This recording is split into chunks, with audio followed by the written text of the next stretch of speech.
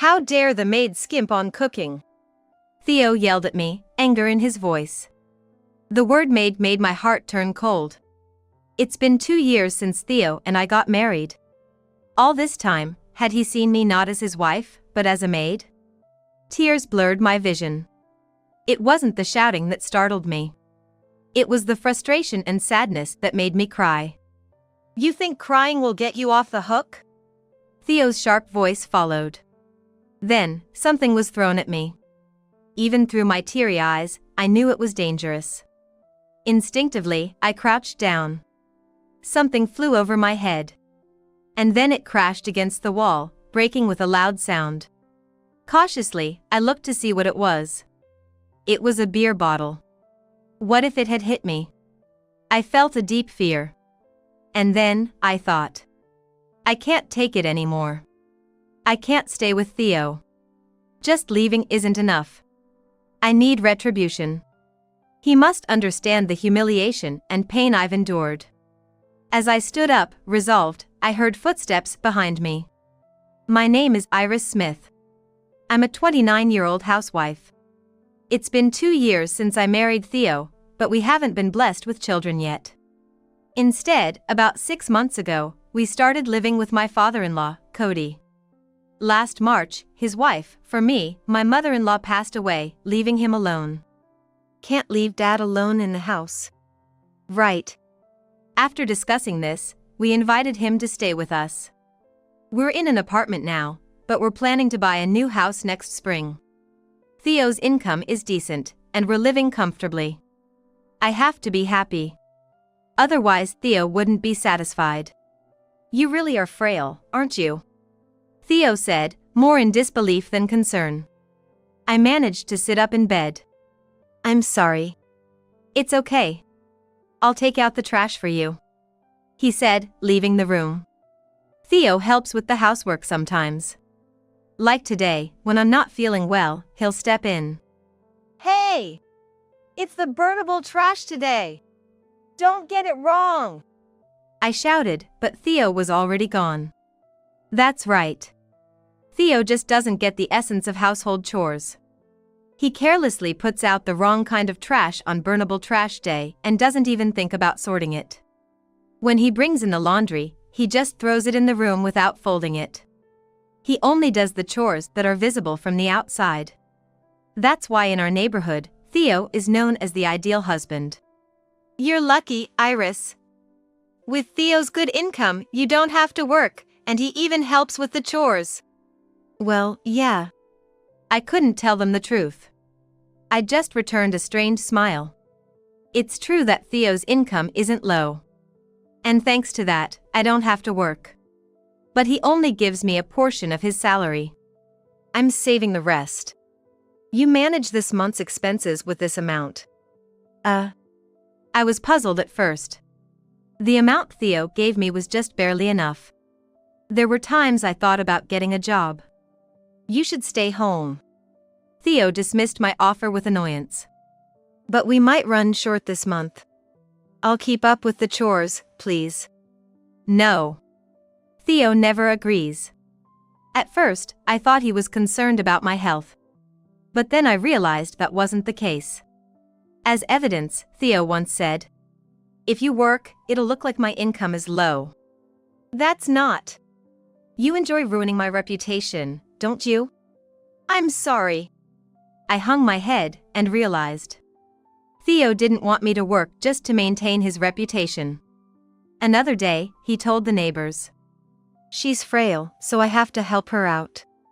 She can't manage the household chores alone, let alone work. That's tough. You're doing great, Theo, supporting your wife like that. The neighbors praised Theo. In contrast, they thought less of me. Your husband's struggling, you should bear with it a bit more. Right. Whenever I show a hint of weakness, that's the response I get. Theo isn't lying. He's just exaggerating the truth. So I can't argue back. I can only force a bitter, self-deprecating smile. And yet, Theo alone can't perfectly manage the household chores. He's mixed up the trash again. Late at night, I sneak out to the trash area to check. I can see the misplaced trash without even having to open the bags. I take it back home with me. I act only after confirming Theo is asleep to avoid his anger. I put out the correct trash on the right day and sigh in relief. The next day, Theo wakes up with a smug look on his face. See, because I'm helping with the chores, you have it easy, right? Yeah, thanks. I can't tell him the truth. It would hurt his pride. As Theo happily eats his breakfast, I force a smile and say, Hey, about your father. What about him? His legs are getting weaker, and he's having trouble with the stairs in our apartment. Maybe it's better if he goes to a facility. He's my dad. Theo's smile fades. What do you think of my father? I think he's a respectable man. Worked until retirement, holding important positions. That's why I want him to enjoy his retirement. So, you want to dump him in a facility? Speak your mind. You just don't want to take care of him and are trying to get rid of him now, right? That's not. I was about to deny it when. Good morning. Oh, good morning. I hurriedly stood up from my chair. My father-in-law was walking towards us, leaning on his cane. I helped him move, supporting his body. Listen, Dad. Theo began proudly. She wants to put you in a facility because she doesn't want to take care of you. That's not what I meant. A facility, huh? My father-in-law sighed. Might be a good idea. At my age, stairs and steps are tough. I do long for a barrier-free place. Dad! Theo pleaded, saying, Dad, don't say that. He's been using his care for his father as a point of appeal to the neighbors. He took on visible tasks like accompanying him to the hospital or going for walks. Yet at home, he doesn't pay any attention to him. Even now, Theo remains seated. Next year, we'll buy a house and live together. We'll make sure it's barrier-free. Sorry, Theo. It's okay. Theo laughs like a dutiful son. But his father's expression is far from pleased. He sees through the act, knowing his son's concern is just a performance. Theo always liked to play the part of the top student. Huh? My father-in-law said after Theo left for work. He'd use his friends as stepping stones to stand out. Never thought he'd still be like that at this age. It's okay, I said, forcing a smile. It felt more like I was convincing myself rather than addressing my father-in-law. He's trying to help us in his own way. I'm sorry, Iris. My father-in-law said, looking down. I didn't know what to say. Let's save up for a new house. Theo had suggested right after we got married. I agreed without much thought. Now, I regret it. Please, we really need more money for this month. Can I have a bit more for the expenses? What are you talking about? Theo responded coldly to my plea. It's money we need for our dream. Not a penny can go to waste. It's not a waste. Food, utilities, no matter how I calculate, it's not enough. That's because you're being too lenient. He declared. Think harder. There must be something you can cut back on. But I was at a loss. What else could I sacrifice? I was wearing clothes I bought years ago and had decided to only get my hair cut once every 6 months. Even with groceries, I bought discounted items and used beans to bulk up meals. There's no luxury in our life. Perhaps the only excess is Theo's nightly beer and snacks. Thinking this, I spoke out. What about Theo's drinks and snacks? That's me rewarding myself for working hard. Oh, right. I nodded, thinking I never had a moment to reward myself. I would love to have a dessert like pudding. But there's no money for such luxuries in the budget Theo gives me. Anyway, managing the finances is your job. Do your best. Yeah, I'll try. I thought I was already doing my best, but I couldn't say it out loud.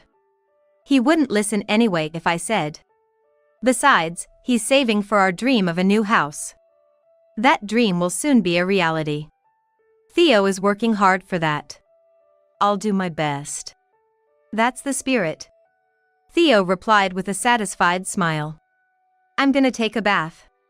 Can you get my change of clothes ready? Got it, I said, taking his jacket from him. At that moment, I was struck by a realization. Theo's jacket smelled of perfume. He doesn't wear perfume. Then why? Iris? What's wrong? Nothing. I said with a forced smile, covering up my turmoil. Inside, I was near panic. Why would Theo's jacket have the scent of perfume on it? Had someone been close to him? A woman? Who could it be? It could be a coincidence. Maybe someone wearing perfume was near him on a crowded train. I thought so. But the more I thought about it, the more my suspicions grew like a balloon. I couldn't convince myself. Theo might be cheating. I had reached that conclusion. Despite Theo working hard every day, doubting him seemed terrible. I thought so, but I couldn't stop. I thought about confiding in my father-in-law, but decided against it. He already lamented Theo's true nature. I didn't want to trouble him further with Theo's issues. This was something I had to bear alone. If I'm going to keep doubting. A few days later, with a sense of desperation, I contacted a private investigator. I hoped for Theo's innocence to be proven. While wishing for that, I requested an infidelity investigation. The results came quickly. I hesitated to open the envelope, struggling with my decision. Finally, I pulled out the documents.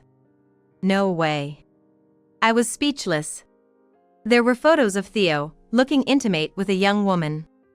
Photos capturing their intimate moments were enclosed. Theo. I collapsed in tears. Theo. Why? I looked at the photos while crying. Incredibly, Theo had been visiting the construction site of our new house with his mistress. What was he thinking? As I read further into the investigation results, it turned out that most of the money Theo claimed he was saving was actually being spent on his mistress. He makes me live like this, yet he's with her. I see now. A wave of emotions surged from the pit of my stomach. It was a mix of sadness and anger. I couldn't bear it anymore. When Theo comes home today, I'll show him these results, I decided. But it felt pointless. What would confronting him with the truth achieve? Theo would surely be furious. He probably never gives in. What would I do then? What did I want to do with him? I don't want to break up, I blurted out involuntarily. Despite his betrayal, I still couldn't bring myself to hate Theo. I loved him so much, that's why I married him. But what about him? Does he still love me? I don't know. I don't know, but I didn't want to break up. I wanted to pretend I hadn't seen anything and continue living with Theo. In our new house, with my father-in-law. And maybe eventually have children. I dreamt of such a life, but my thoughts crumbled with my tears. It can't be true. This can't be happening. I felt nauseous as I cried. I locked myself in the bathroom. The nausea wouldn't go away. After taking some medicine, I barely made it to my bed. It was already evening when I looked at the clock. I have to prepare dinner. But I couldn't move. Theo would be home soon. What should I do? In desperation, I made a decision. I'm sorry. I'm feeling sick today.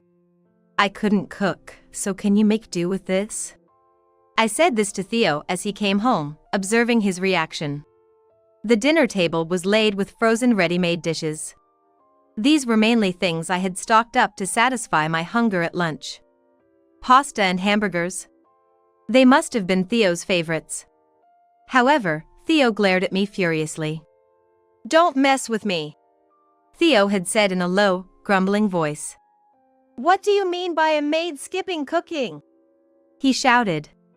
His loud voice, filled with anger, made me cower. Tears streamed from my eyes. Not out of fear, but frustration. Maid. So, that's how Theo saw me. Not as his wife, but just as a working maid. You think crying will get you off the hook? He shouted sharply, grabbing something and throwing it. I instinctively crouched down. Crash. The sound of something breaking. Turning around, I saw a beer bottle had hit the wall and shattered. The remaining contents slowly stained the floor. I've had enough. I suddenly thought. I can't stay with Theo anymore. But just leaving wasn't enough. Theo had called me a maid. Then, I had the right to ask for compensation. Compensation, in the name of retribution. Just as I was about to stand up, I heard footsteps from behind. What's all this noise? It's none of your business, Dad. Theo said dismissively. But my father-in-law saw the shattered beer bottle on the floor and seemed to understand everything. His face turned as fierce as his son's. His usual gentleness was nowhere to be seen. You raised your hand against your own wife. What are you doing? I had no choice, Theo said, his voice turning weak. He hung his head like a scolded child, casting his eyes around. His gaze turned to me. As if expecting help, but I had no such obligation. Enough, my father-in-law said, crossing his arms and watching Theo. He was unable to say anything back. Even Theo seemed to realize that throwing the beer bottle was a mistake. If it had hit me, he could have been arrested on the spot. No. It's not excusable just because it didn't hit. The fact that Theo threw the beer bottle is undeniable. Iris, thank you for everything. But I can't let my son treat you this way anymore. Could you please leave him? Dad! I was planning to do that, I replied, showing my respect with a salute to my father-in-law. Thank you for everything until now, father-in-law. Hey, Iris! Your maid is quitting today. Goodbye, I said formally, then stepped out into the hallway. I began to pack my belongings from our shared room. Goodbye, goodbye, I repeated to myself. With each repetition, the last of my love and attachment to Theo faded. This is right. I had come to see Theo as less than a stranger. Left behind were the numerous humiliations he had caused me. I would have to carry these memories for the rest of my life. What will I do now? I muttered, almost simultaneously as Theo entered the room. He was flustered. Hey, Iris! You're not seriously leaving, are you? I am. I'll file the divorce then. Don't take what my father said seriously. You're not feeling well, right? Just rest. So, I would be failing as a maid, right? I replied. My voice was cold. Theo took a half step back, startled. You're upset about the maid comment? Upset or not? I said, continuing packing. That's your true feeling. Well, yeah, but a wife and a maid are similar, right? Both handle household chores and support someone who works outside. Right. I paused for a moment. I then glanced at Theo. You're looking down on all housewives, not just me. Why would you think that? Theo yelled.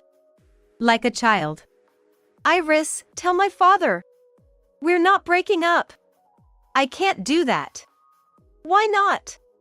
Because I'm serious about leaving you. Theo was speechless. I resumed packing. Theo! My father-in-law called out. Come back here. We need to talk. Give me a break. Theo reluctantly left the room. I sighed. I'll go back to my parents' house for now, I concluded and left the apartment. My sudden return caused a stir at home. This is terrible. My mother frowned after hearing the story. My father even wanted to contact Theo. Perhaps he tried to yell at him, but I stopped him. I never wanted to hear Theo's voice again. What will you do now? I don't know. I had no savings, as life had always been a struggle. The only money I had was a little left from my days as a single office worker. But I won't trouble you and Mom. I'll find an apartment and move out. Stay here. My father said, almost pleading. Dad. As a man, I'm ashamed. My own daughter going through this. I can't let you live alone with all these worries. You're exaggerating. I laughed, but my father's face was serious. Stay for us, Iris. Okay. I agreed, my smile fading. Tears I'd forgotten started to roll down my cheeks. My mother hugged me. And I cried out loud, clinging to her. The next day, I filed the divorce. After mailing them to Theo, I felt a sense of relief. Theo called soon after, but I didn't answer. A few days later, my father-in-law called. His voice was a mix of concern and uncertainty. I'm sorry for my son's actions. No, it's okay. I was grateful to have seen his true nature early on. I had answered honestly. In the past, I might not have blamed Theo for his questionable behavior. I convinced myself he was just tired or finding some other reason. I had been turning a blind eye to the truth. Theo doesn't want to divorce, but don't worry. I'll take responsibility and free you from my son. Thank you. I said, putting my hand on my chest, though we were talking on a phone. I have a proposal. What is it? I'm thinking of leaving Theo. I plan to find a facility and move in. That's so sudden. It's something I've been considering for a while. His voice grew somber. Understandably, his son's misdeeds were the cause. Yet, he hadn't forgotten his original purpose for calling. The reason my son hasn't let me go is the pension, and above all, the inheritance, right? Yes. His voice was heavy. Theo won't leave me because he wants to ensure he inherits my estate. You must have heard something from him. Yes, Theo often mentioned it. He said once the inheritance comes through, paying off the house loan would be a breeze. Theo had sworn me to secrecy, but it didn't matter now. After all, he had squandered the savings on his mistress. The funds for the new house must be insufficient. How would he cover that? He was counting on his father's inheritance. I'm thinking of writing a will. Please don't talk about such grim things. No. I have no intention of leaving any money to Theo. But Iris. He hesitated briefly and said, I want to repay you. I'm thinking of leaving my estate to you. What are you saying? I raised my voice. It was natural for family to take care of each other. Yet, he was thanking me. Perhaps it included compensation for the humiliation I suffered from Theo. He wanted to convey that, which was why he had called. But I couldn't accept it. Please stop. I can't accept it. I don't even want to think about what happens after you're gone. I have cancer. What? I almost dropped my smartphone. You're joking, right? It seems Theo hasn't told you about my hospital visits. I thought it was just rehabilitation for your legs, but... I shuddered at the horror. Theo was aiming for his father's inheritance. I had thought it was an unrealistic notion. His father was still in his 60s, weakened but seemingly healthy. But the reality was different. Theo was expecting his father's imminent departure and the inheritance to fall into his lap. Would anyone honestly want to leave an inheritance to such a son? If that's the case... The pieces of the story started to fit together in my mind. My father-in-law was furious. Quietly but surely.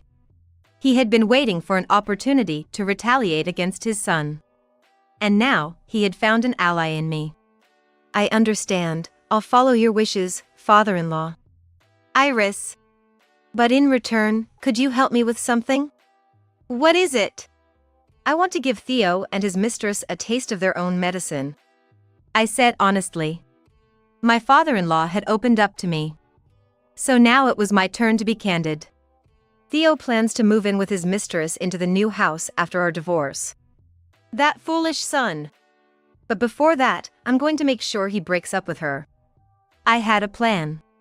And if my father-in-law supported it, there could be nothing more reassuring. 3 days later. Theo called me furiously. Iris. What did you tell my father? What do you mean? I feigned ignorance, even though I knew exactly what he was talking about. His voice trembled as he spoke. My father is going to disinherit me. If that happens, all his money won't go to you, I said calmly. Theo's voice became frantic. Not just that. He met with Mary, my girlfriend, and persuaded her to break up with me. He told her about how I threw a beer bottle at you and called you a maid. But all of that is true, right? I thought to myself that Theo had it coming. He looked down on women. Once his true nature was revealed, any woman would leave him. Especially someone who extracted money from him like water. I couldn't believe she loved Theo for who he was, but rather was attracted to his financial appeal. Mary said she didn't think I was that kind of person. But you are that kind of person. What's your problem? Theo lashed out. But I didn't care. I was the one who had informed my father-in-law about the mistress. You're bold, Theo. What? Choosing a mistress from the same apartment complex. I was utterly dismayed. It was a clear sign of how little he regarded me. But, if it weren't so, my father-in-law, with his bad legs, wouldn't have been able to meet the mistress. You're the one who instigated my father. Why would you think that? Ignoring my question, Theo continued angrily.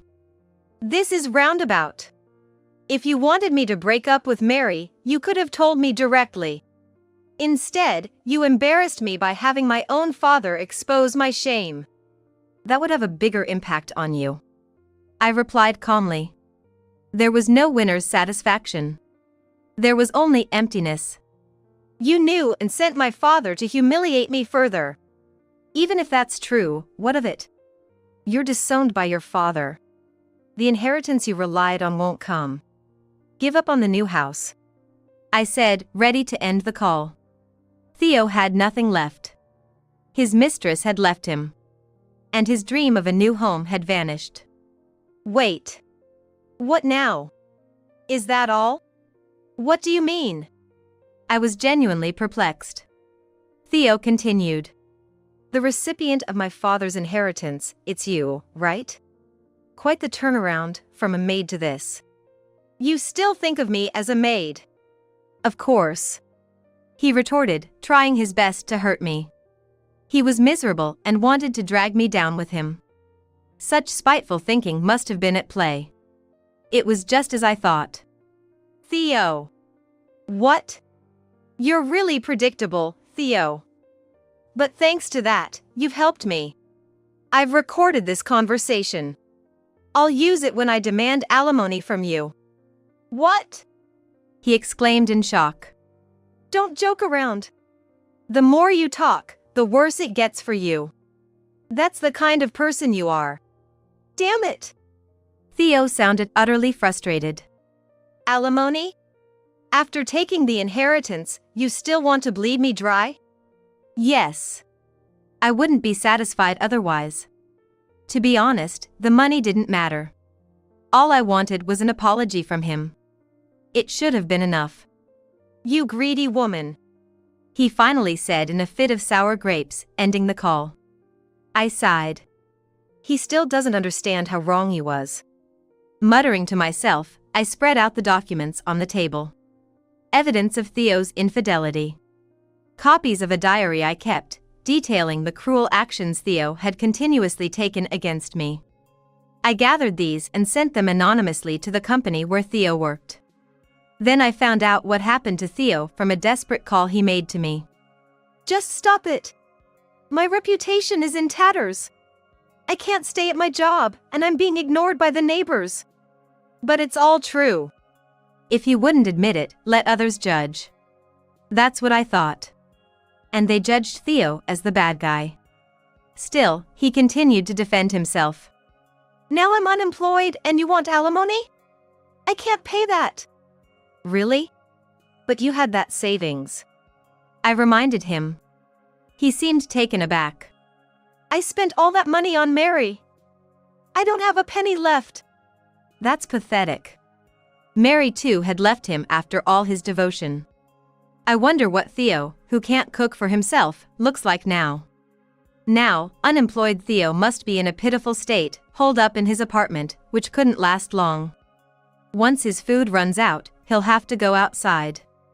And when he does, he'll face the cold stares of the neighbors. All at once. Come back to me. Why would I? If you come back, it'll clear up the misunderstandings the neighbors have about me. Misunderstandings? That's right. It's all your delusion. His tone softened. You were weak and couldn't work or manage household chores properly. I was supporting you, Iris. So? I felt a cold wind blow through my mind as I spoke. That's how you treat me as weak and try to owe me a favor. I don't want to owe you a favor. I won't be fooled again. No matter what you say, you can't undo those words, I declared, referring to the day he called me a maid. Our relationship as husband and wife had ended then. It could never go back to how it was. Goodbye, Theo. Iris. Wait, Iris. Theo's desperate shout echoed in my ears. I frowned and ended the call. My father-in-law contacted me. The facility you recommended is great. I'm glad. He had achieved his dream of barrier-free living. I don't have long left. I just want to live comfortably. Cody. I informed my father-in-law that I would visit him soon. Theo tried contacting me several times, but I ignored him. Eventually, it became bothersome, so I changed my phone number. After convincing my worried parents, I now live in a different city. My apartment is smaller than before, but the rent is cheaper. I was enjoying my freedom. Theo had assumed I couldn't work, but that wasn't true. Since working every day was physically demanding, I started a part-time job with an adjusted schedule. The manager was understanding about my health condition. That's tough, but I think you're doing great, Iris. Thank you, I replied, truly happily. Holding my paycheck, I felt elated. I could live on my own strength. I earned this myself. The days when I was controlled and forced to depend on Theo. I had escaped the nightmare. Though I often missed work and my salary was modest. It was enough to pay rent with some left over. With what I have now, I can survive. I've really gotten the hang of saving money, I mused, not sure if I was impressed or dismayed. In any case, I was good at saving. I would live on my own.